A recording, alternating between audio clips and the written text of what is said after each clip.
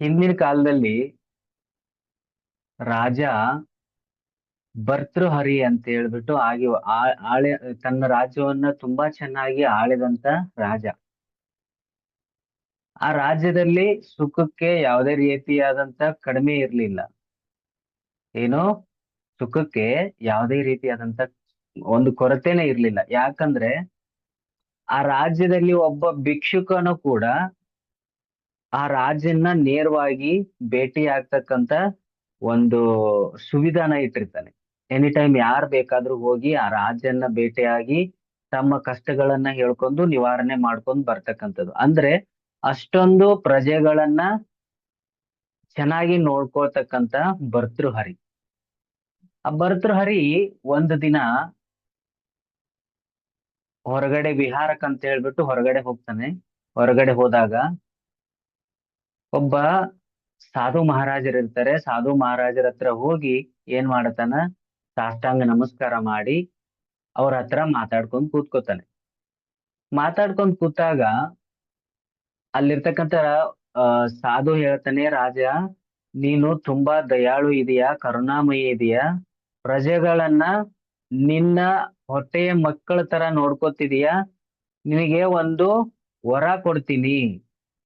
ನಿನಗೆ ಒಂದು ವರ ಕೊಡ್ತೀನಿ, ಒಂದು ಹಣ್ಣನ್ನು ಕೊಡ್ತೀನಿ. ಆ ಹಣ್ಣನ್ನ ತಿಂದ್ರೆ ನಿನಗೆ ಆಯಸ್ ಅನ್ನೋದು ಬರೋದಿಲ್ಲ, ಮುಪ್ಪಾವಸ್ಥೆಗೆ ಆಗೋದಿಲ್ಲ. ನೀನು ಈಗ ಹೇಗಿದೆಯಲ್ಲ ಇದೇ ರೀತಿಯಾಗಿರ್ತೀಯ. ಆ ಹಣ್ಣನ್ನ ತಿಂದ್ರೆ ನಿನ್ ರಾಜ್ಯನ ತುಂಬಾ ಚೆನ್ನಾಗಿ ಆಳ್ವಿಕೆ ಮಾಡಬಹುದು ಅನ್ನೋದನ್ನ ಆ ಸಾಧು ಮಹಾರಾಜ ಹೇಳ್ತಾನೆ. ಅರ್ಥ ಮಾಡ್ಕೊಳ್ಳಿ, ಒಂದೊಂದು ಸಾರಿ ನಮ್ಮ ಮನಸ್ಥಿತಿಗಳು ಹೇಗಿರ್ತವೆ, ನಮ್ಮ ಮನಸ್ಸು ಎಷ್ಟರ ಮಟ್ಟಿಗೆ ಚಂಚಲ ಆಗತ್ತೆ ಅನ್ನೋದಕ್ಕೆ ಇದೊಂದು ಉದಾಹರಣೆ. ರಾಜ ಅಷ್ಟೊಂದು ಪ್ರಜೆಗಳನ್ನ ಪ್ರೀತಿ ಮಾಡ್ತಕ್ಕಂತ ರಾಜನಿಗೆ ಆ ಟೈಮಲ್ಲಿ ಏನ್ ಅನಿಸ್ತು ಅಂತಂದ್ರೆ, ಅವನಿಗೆ ಒಬ್ಳು ಹೆಂಡತಿ ಇರ್ತಾಳೆ, ತುಂಬಾ ಸುಂದರವಾದಂತ ಹೆಂಡತಿ.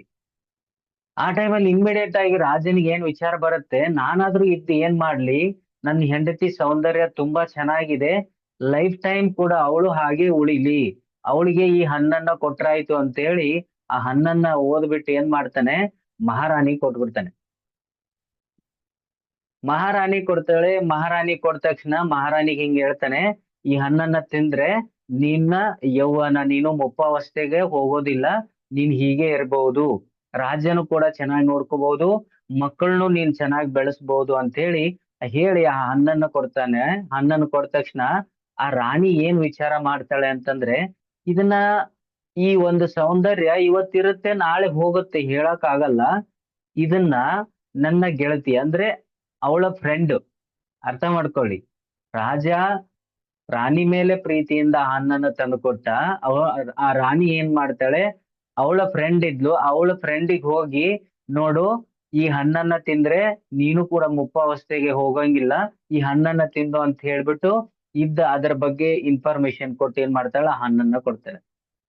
ಆ ಹಣ್ಣನ್ನ ಕೊಟ್ಟ ತಕ್ಷಣ ಆ ಫ್ರೆಂಡ್ ಇದ್ದವಳು ಏನ್ ಮಾಡ್ತಾಳೆ, ನಾನಾದ್ರೂ ಇದನ್ನ ತಿಂದು ಏನ್ ಮಾಡ್ಲಿ, ನನ್ನ ಗೆಳೆಯ ಇದ್ದಾನೆ, ಅವಳು ಒಂದು ಹುಡುಗನ್ನ ಪ್ರೀತಿ ಮಾಡುತ್ತಿರ್ತಾಳೆ, ಅವ್ರಿಗೆ ಮದ್ವೆ ಕೂಡ ಗೊತ್ತಾಗಿರುತ್ತೆ, ನನ್ನ ಗೆಳೆಯ ಇದ್ದಾನೆ, ನನ್ನ ಗೆಳೆಯನಿಗೆ ಕೊಟ್ರಾಯ್ತು ಅಂತ ಹೇಳ್ಬಿಟ್ಟು ಅವಳು ಏನ್ ಮಾಡ್ತಾಳೆ, ಆ ಹಣ್ಣನ್ನ ಆ ಗೆಳೆಯನಿಗೆ ಓದು ಕೊಡ್ತಾಳೆ.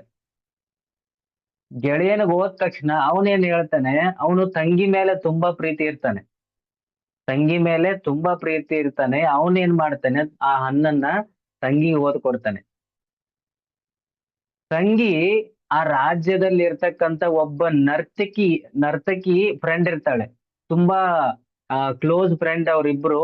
ಯಾರು, ಆ ತಂಗಿ ಒಬ್ಬ, ಆಮೇಲೆ ನರ್ತಕಿ, ಆ ರಾಜ್ಯದಲ್ಲಿ ಡ್ಯಾನ್ಸ್ ಮಾಡ್ತಕ್ಕಂತ ಆ ನರ್ತಕಿಗೆ ಹೋಗಿ ಆ ಹಣ್ಣನ್ನ ಕೊಡ್ತಾಳೆ. ನೋಡು, ನಿನ್ನ ಸೌಂದರ್ಯ ಹೀಗೆ ಇರ್ಬೇಕು, ನಮ್ಮ ರಾಜ್ಯದಲ್ಲಿ ಎಲ್ಲರಿಗೂ ನೀನು ನಟನೆ ಮಾಡಿ ನಗಸೋದಾಯ್ತು, ಅವ್ರಿಗೆ ಎಂಜಾಯ್ಮೆಂಟ್ ಕೊಡ್ತಿದ್ಯಾ, ಅವ್ರ ಆತ್ಮಕ್ಕೊಂದು ಖುಷಿ ಕೊಡ್ತಿದ್ಯಾ, ಇದನ್ನ ನೀನ್ ತಿಂದ್ರೆ ಲೈಫ್ ಟೈಮ್ ಕೂಡ ನೀನು ಇದೇ ರೀತಿ ಇರ್ಬೋದು ಅಂತ ಹೇಳ್ಬಿಟ್ಟು ನರ್ತಕಿ ಕೈಯಲ್ಲಿ ಅವಳು ಕೊಡ್ತಾಳೆ ಅವಳ ಫ್ರೆಂಡ್ ಹತ್ರ.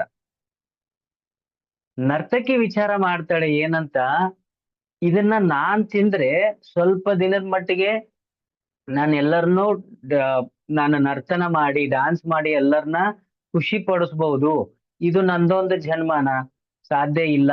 ಇದನ್ನ ಏನ್ ಮಾಡ್ಬೇಕು, ನಮ್ಮ ರಾಜ ಬಹಳ ಅಂದ್ರೆ ಬಹಳ ತುಂಬಾ ಒಳ್ಳೆ ವ್ಯಕ್ತಿ.